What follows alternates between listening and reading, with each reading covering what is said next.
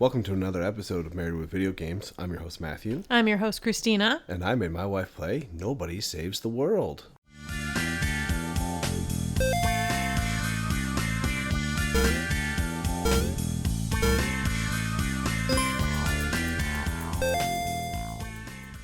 You were a nobody. I was a nobody. And you saved the world. Kinda? Kind of. Sorta. I didn't start New Game Plus, so I only saved the world once. How dare you? I know, I'm the worst video gamer. We were pretty good after one playthrough, I think. Yeah, one of the reviews I was reading basically said the New Game Plus they actually liked more. Just because it's IGN, spoiler alert, but like the beginning was really boring and the end was a little too drawn out for them. But the middle portion, trying to hunt down all the different forms, was awesome. So like when you start with all those and then you have to figure out what's the best combination Per dungeon that you have and the dungeons are all randomized, so that kind of adds to it. Like they were apparently in heaven. Oh. Yeah. Interesting. Well, My randomization was the first main thing that you have to pass to continue forward was all damage is 9,999.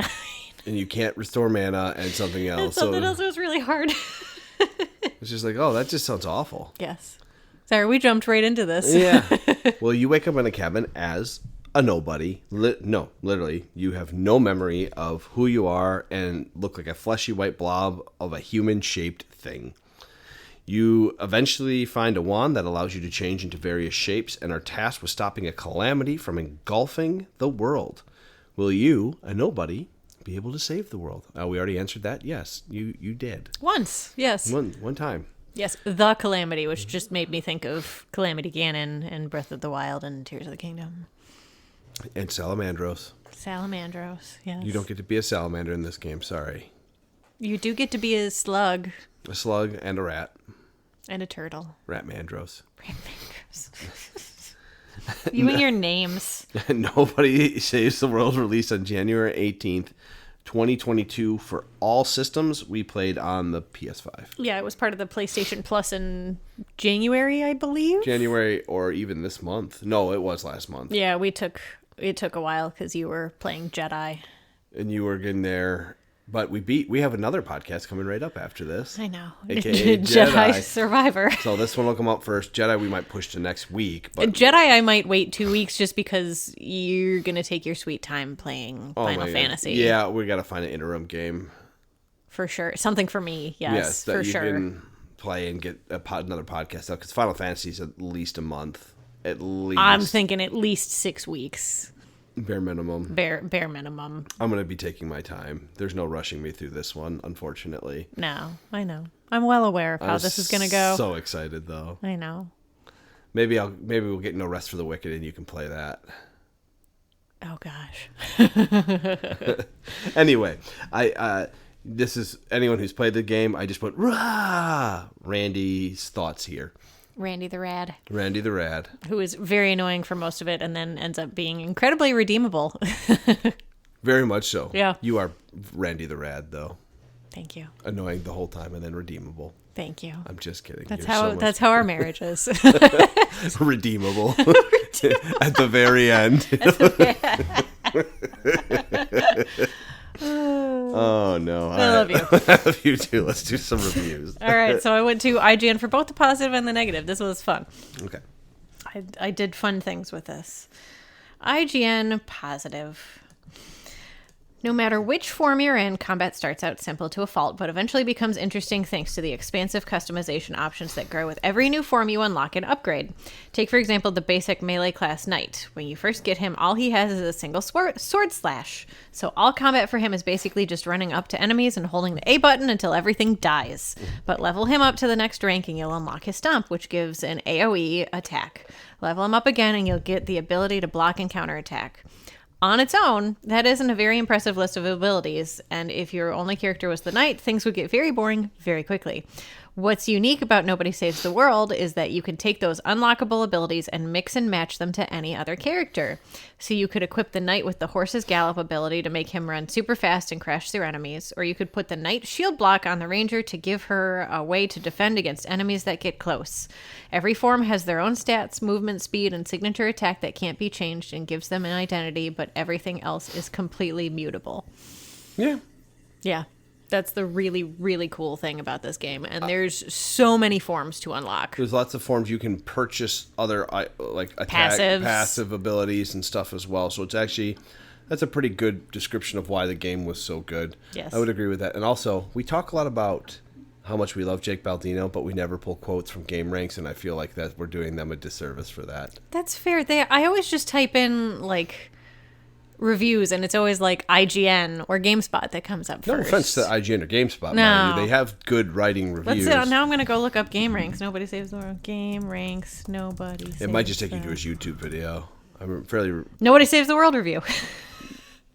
But that would also require you to take... Oh, is there a written one on there, too? I'm about to look. I did find the DLC places, but I didn't want to buy them. Yeah, we don't really go to Game Ranks website super often, so... No, and their reviews are their YouTube page, so okay. that would never be mind. why. That is why. Well, anyway, Jake Baldino, if you ever write out a review, we'll take your opinion and put it on here. First and foremost. Thank you. IGN negative. My only substantial issue with this mix and match mechanic is that managing your transformations is way more difficult than it should be. Quick swapping. Wow, I cannot talk tonight. Quick swapping between so many transformations on the fly is a pain because time doesn't slow down when you bring up the radial menu. You can't register any favorite forms onto single button shortcuts. There's no way to easily place transformations into specific slots on the radial menu. And worst of all, there's no way to quickly revert to a previous form. So much of the challenge and fun of Nobody Saves the World comes from finding the best synergies between your forms. So it's a shame that the controls don't make it easier to quickly switch between them. So, when you were in that menu to switch from... You're right, it doesn't stop. It does not stop. That's why I always panicked. You always...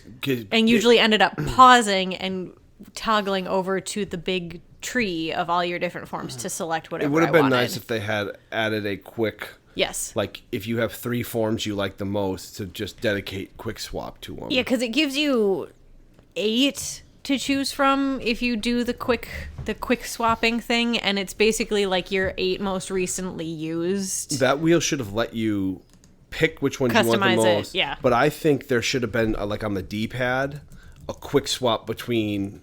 If you hit left, it takes you to one, hit left again, it takes you to another, hit left. So it'll cycle through 3 of them that you like the most. Yes. That would have been really That would convenient. be, yeah. I do agree with that. Having watched you play, it seemed like you switching between them felt more difficult than it should have been. It was, and like there was one of the demi dungeons where the special challenge was that you couldn't change forms, and I remember reading that and thinking, I don't change forms in the middle of dungeons anyway. It's too much work. It's too much work. I just picked, like, if you needed to break their wards and they needed light, then I just equipped a light damage. You did that more than actually switching between the forms, which... Now that you think, what's so funny is I never thought of the game that way. Yes. But now hearing him say that sounds like a much more fun game than you even played. Exactly. Had it worked that I way. had not thought of that as an issue until I read that review and went, huh, okay, that would have been much better.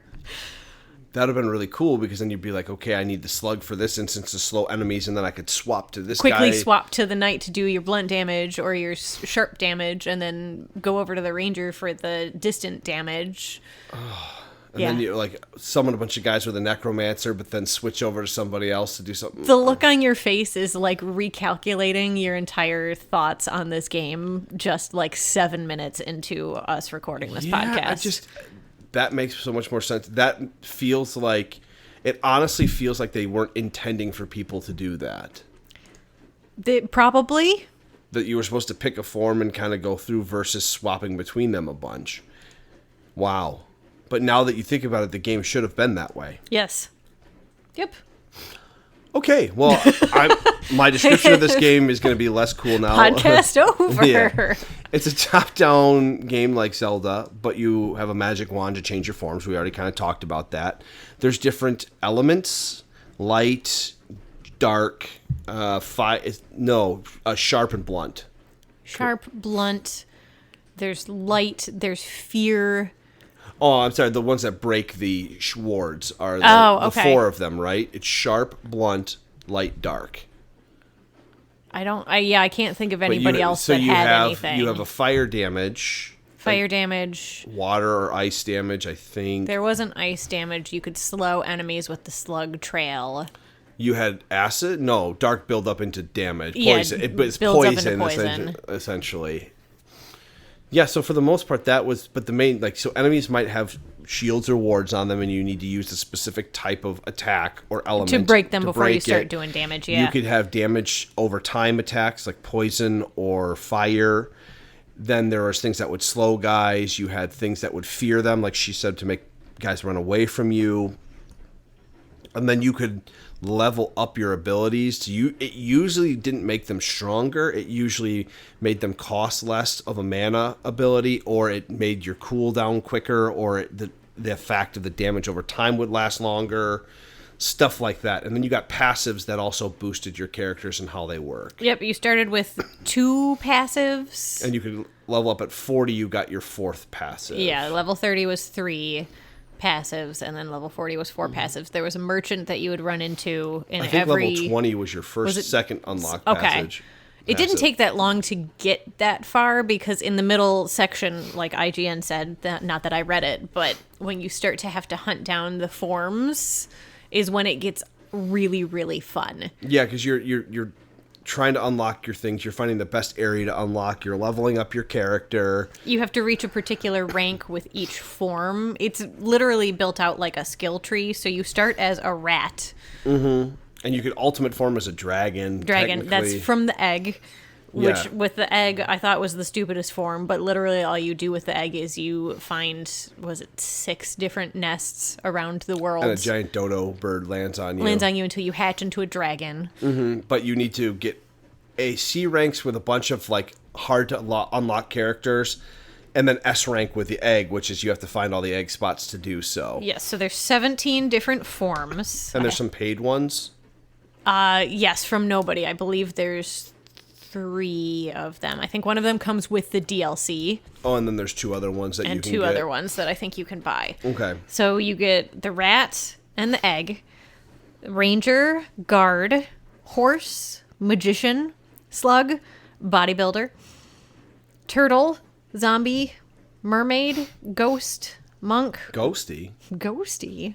Monk, rogue, robot, necromancer, and dragon. Yep, and so each form has challenges you need to unlock other ones. So one of them might be the horse. You need to kill X amount of guys with the ranger's ranged attack or a ranged attack.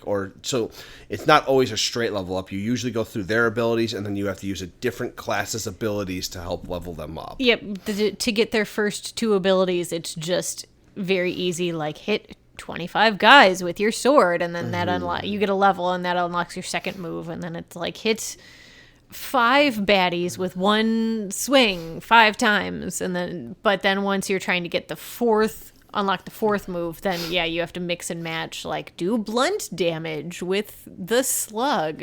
Yeah, and it's just weird different things along those lines. And then your nobody levels up by completing main quest objectives, and which allows you to level up your other forms more. Yeah, and your abilities more. You get these level up coins for your abilities, and those are capped based off nobody's level. Yes, they are. Or rank, I should say. Yeah, rank.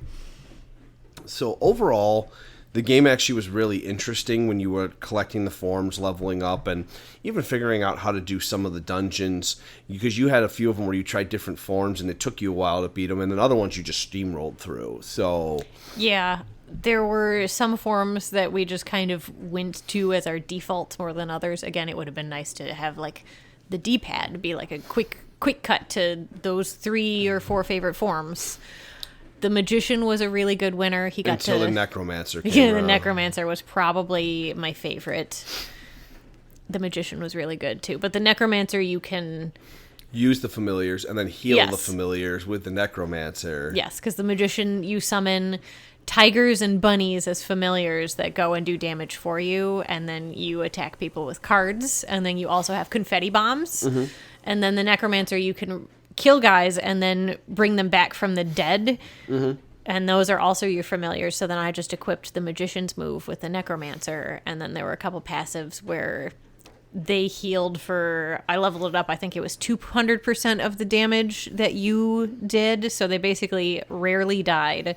And then if they did die, they exploded. Yeah, so you had a lot of damage going around. You smoked everything for the most part with that. Yeah, build. there were I would say 2 or 3 nights where my go-to was Ghosty, because he had a good AoE where And you fear. just kept moving around so you wouldn't get hit. He had very low health. You used the magician a lot early on. You actually used the rat a ton. The rat a ton at the beginning. He was B rank, and everything else was D rank. Yeah, and then you used the magician a ton.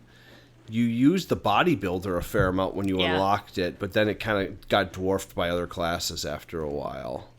Yeah. You used the turtle a lot more than I thought you were going to. Yeah, there was probably a week where I used the turtle a lot. I didn't really use the mermaid, the zombie, the slug. The robot was good for like a night or two. Yeah, then you gave up on him. Yeah, and the monk was okay. And the dragon I thought would be better. You used him a couple nights. Yeah, a couple nights, but then I just went back to the necromancer. Yeah, he was your best build. Yeah, he really, really was. So, kind of ranking everything here, I brought back a category, the good, bad, and the ugly, but I'll say before that, the music was good. The music was awesome. The music was good. I often caught myself humming along to the songs. Singing it while we were brushing our teeth, yeah. The dungeon music was repetitive, but it was enjoyable enough that it was more familiar than it was repetitive. It's the way I would say it. Kind of like in the Skull Caverns, where like that music's kind of annoying, but also like so catchy and repetitive that like you don't even notice it after a while. Yeah, and every once in a while in my head I go blum blum blum blum blum blum blum blum blum. Oh yeah, the boss battle. Music, blum blum blum blum. It just cuts in, and then it's the same boss music for all of them, I think, except for the Calamity. So. And the Calamity wasn't that terrible of a fight. No, he was pretty easy. Yeah. Plus, Randy the Rad helps you out. Randy the Rad does help you out. Yeah, he's a jerk the whole time, and then we're at some point in the middle because he keeps trying to get the wand back from you, and he's like, "Give it to me," and your choices are no and absolutely no, and you're just mean to Randy. Yeah, Randy kind of deserves it for a while. And then he redeems himself and is very nice. So, the good, the bad, and the ugly. Okay. Gameplay was unique enough to be enjoyable to watch. The music was good. I'm revising that to also be in the ugly because I would have never thought that this game. It could have been so much better. It could have been so much Thanks, cooler. IGN. You gave us a perspective that we didn't even think about, and now it's a little bit on the ugly side for me for that reason. But the enemy types, the bad, quote unquote, the enemy types were recycled quite frequently. And some of the dungeon difficulty spikes were much higher than others. So the one where you take 9999 damage is kind of insane. Yeah, we tried. You looked up a build on what you should do for that one, and I just didn't feel like doing it because, again, I'm a button masher player, so trying to, like, I'm not tactical, let's put it that way. So trying to... I once watched her walk into a wall for a week. Shut up. Didn't even She tell me to button go mashed her around. way through. What does Chief Wiggum say when Marge is training to be a cop? All the women miss the door and they're just trying to climb the wall. Why do the women never go to the door? Yes. Thank you. So, again, the enemy types recycled. The worst one was the spinny dude. Oh, the torso with the buff arms. Yeah, that would spin and hit you. They did so much damage. And then you saw a lot of the flame breath guys. There was a shadow breath version at higher levels. The guys that split apart and hit you were just different versions of that. The unique ones were the poison summoner guys. Oh, with the stoop. Yeah, those guys sucked. There was various different flying guys, and all they did was fly. I think my least favorite were those, I want to call them homunculus dudes, where they had like all the bubbles on top of them, and they'd send out the one purple bubble that would send out the spikes. They had different forms of that, but they were annoying. The exploding ones weren't great either. No. Then they had different variations of guys that would explode on contact, the bomb walkers. Yeah. Most of the enemies were the same enemy. Just in a different location. Yep. And a different coloring. The game did feel repetitive at the end, and like I said, I found you only on 1 to 3 main classes. So I did make this point, and ignoring the rest and needed to be leveled up. So you really didn't use any other classes. No, I basically leveled up to unlock the next class because I wanted to get all the forms. Yeah.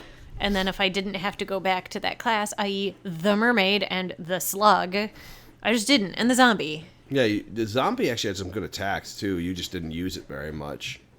Yeah, I did a couple nights because there was the one where you could summon zombies and then have them infect. And then that would bring the bad guys back as more familiars. Yeah, I could have put that on the necromancer, too. Mm-hmm. You could have had a zombie army.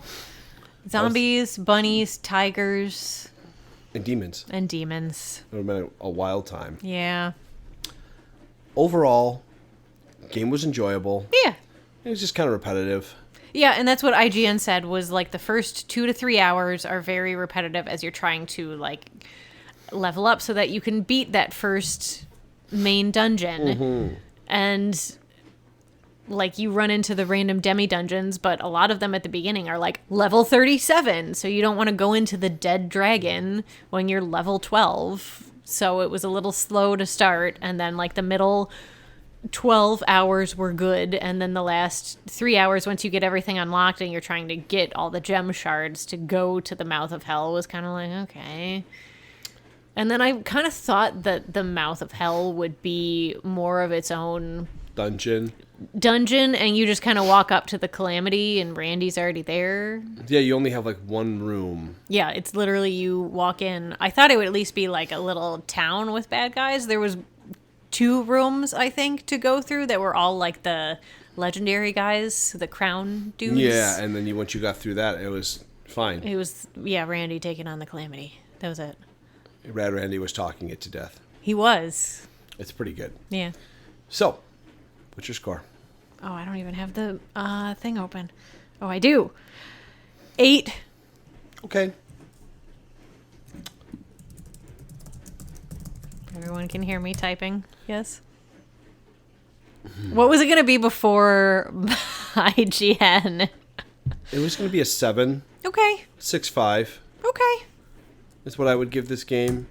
I'm really disappointed now. I'm sorry. It's okay. I don't think any less of the game, to be honest with you. It could have been so much more It than what could have been so it much was. better. It was worth playing for free.